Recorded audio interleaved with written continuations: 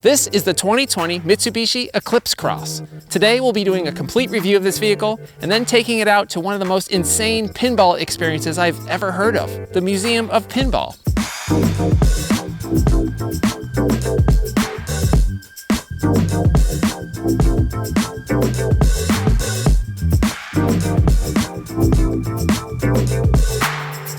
If you don't know what this car is, you're not alone. The Mitsubishi Eclipse Cross has been out since the 2018 model year, and this one right here is only the second one I've ever seen. And no, this is not the spiritual successor to the original Mitsubishi Eclipse. It shares the name only. Mitsubishi positions the Eclipse Cross as a slightly more upscale choice when compared to the similar-sized Outlander Sport.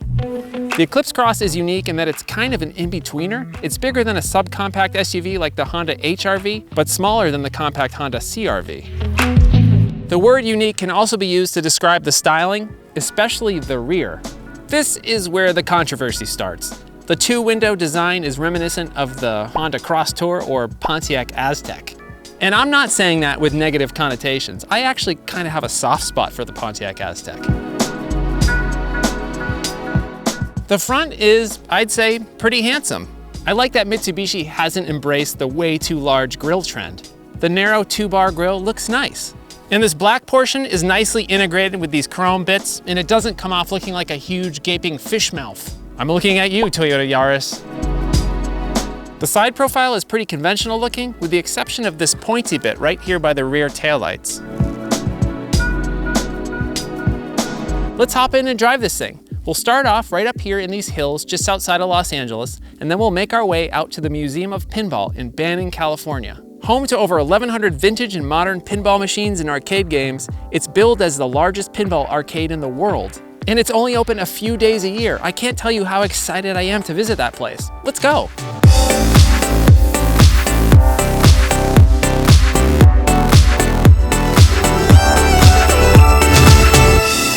Once you're inside the Eclipse Cross, you're greeted with a good amount of comfort. These optional 8-way power adjustable driver seats are quite comfortable. It's really easy to get a suitable driving position in this thing.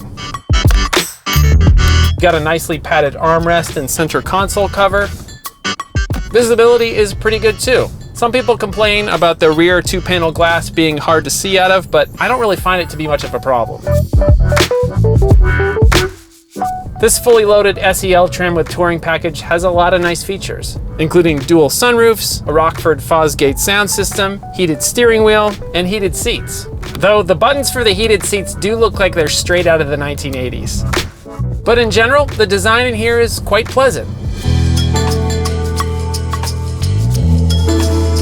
Under the hood is a 1.5-liter direct-injected turbocharged engine making 152 horsepower and 184 pound-feet of torque. The motor is mated to a continuously variable transmission, and in this case, the CVT is actually decent. The SEL trim also gives you Mitsubishi's super all-wheel control system, their fancy way of saying all-wheel drive with torque vectoring. The motor doesn't feel very powerful, but it's acceptable for most normal driving conditions. 0 to 60 occurs in about 9 seconds. Behind the steering wheel are a set of paddle shifters. I played around with these a little bit and I can't really figure out why they're on a car with a CVT. The simulated shifts are kind of slow and it doesn't really add any sense of sportiness, but I suppose they could be useful if you needed to hold some RPMs if you're in snow or something like that. But if I owned this car, I'd probably never use them.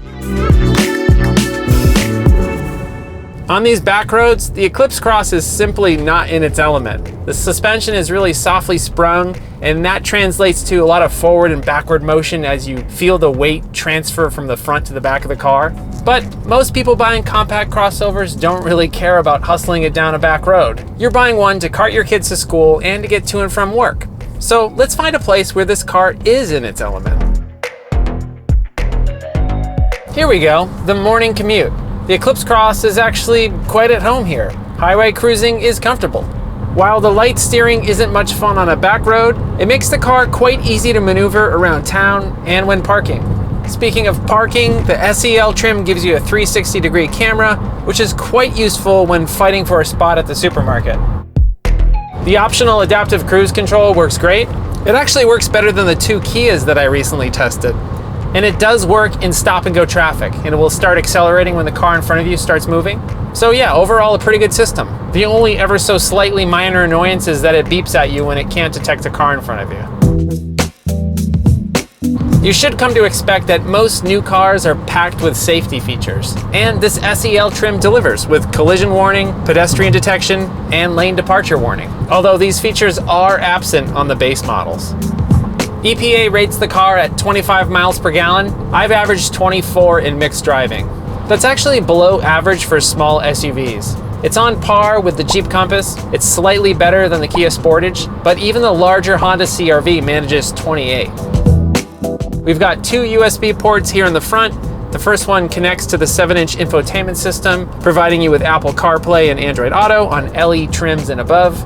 The screen is a bit small, but it's decent. Navigation is not an option, but I think that's a fine omission. A lot of in-car navigation systems suck, so just use Google Maps or Waze. The graphics look a touch dated, and I still haven't quite gotten accustomed to this touchpad here. But it is also a touchscreen, so that's what I would probably end up using most often. Only downside is that it's positioned a little bit far away. You may notice that there's no volume knob, and normally I'd complain about such an omission, but if you swipe up or down on the touchpad, it quickly adjusts the volume. That's pretty cool. The rear seats are comfortable. This has the optional heated rear seats, which is a nice feature. Headrests might be a bit low for someone my height, but probably fine for shorter passengers. Legroom is very good. Headroom is fine for most, but a little bit tight for me. There's no rear air vents or USB ports, but there is one 12-volt jack right here. Cargo space is actually on the small side for the segment, but you can still fit a stroller in the back, no problem. Okay, let's take a break from reviewing this little CUV and start thinking pinball. I'm not even a huge pinball fan, but I'm so looking forward to experiencing the insane selection of pinball machines at the museum. I can't wait to head out on this little road trip. Let's make a quick stop at home to pick up my wife and daughter and to install my daughter's rear-facing car seat.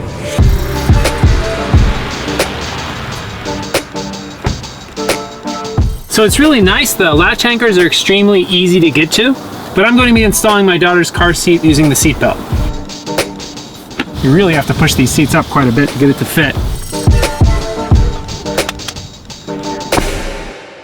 So it's almost Halloween, and the Pinball Museum is encouraging everybody to wear a costume. So we can't go just dressed like this now, can we?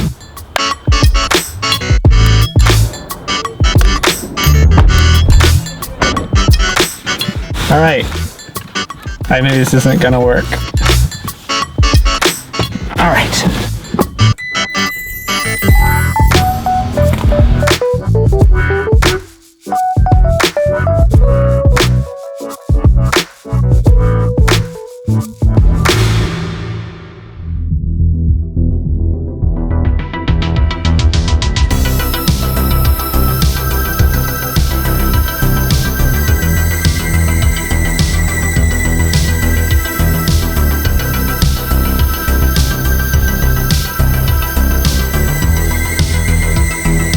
If you haven't noticed, this is insane. There's so much here.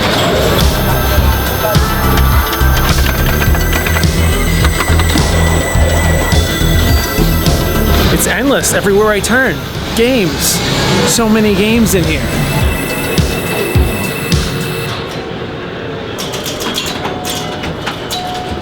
Not only is it fun to play the games here, but it's really cool to see the different designs from the different eras, from the 50s to the 60s to the 70s, the 80s, to even really modern games. Some of the artwork on these games is just incredible.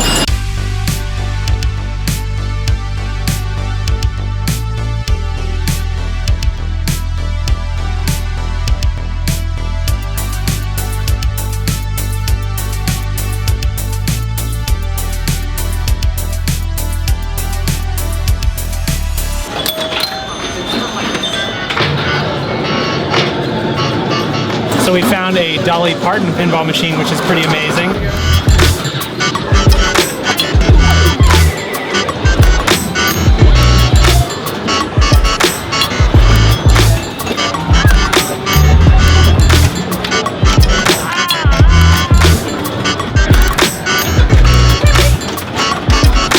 So if you want to visit this place, you actually have to plan ahead. It's only open like 2 to 3 days a year.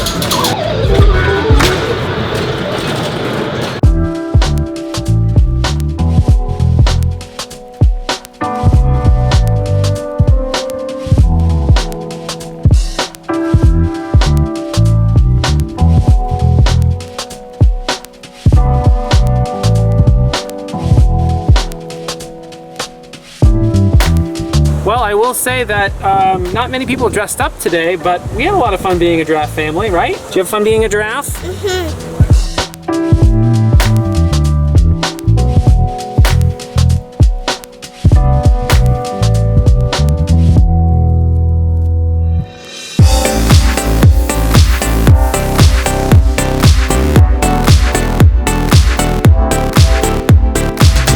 What does the Mitsubishi Eclipse Cross have to do with pinball?